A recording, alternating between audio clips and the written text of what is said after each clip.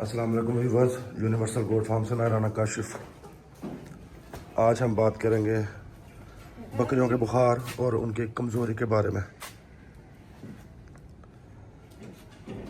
बकरियों के लिए ये एक आम सा मसला है, रूटीन का मसला है।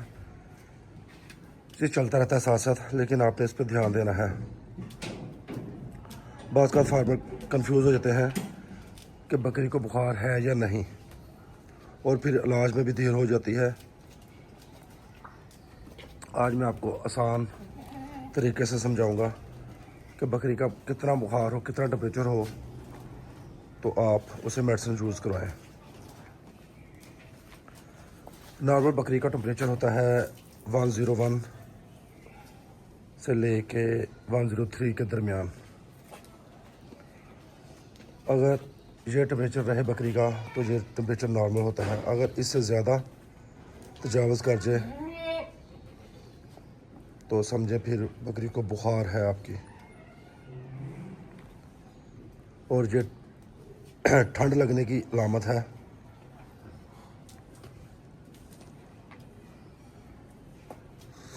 बकरी खुराक अपनी कम कर देती है। बकरी की आंखों में पानी बहता है आंखों से, और थकन के आसार वाज़े नज़र आते हैं बकरी के।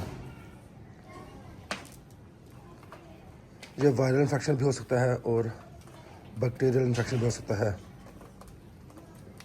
नमूनिया या सांस की बीमारी भी हो सकती है। ये ज़्यादा गर्मी लगने से या ज़्यादा सर्दी लगने की वजह से भी हो सकता है। अगर आपकी बकरी को बुखार हो गया है तो आप इसे फ्लोरेक्सन या ऑक्सीटेट्रासाइक्लिन डॉक्टर के मशवरे के साथ 2-3 दिन दे सकते हैं। और साथ ताकत के लिए विटामिन बी कम्प्लेक्स आप दें।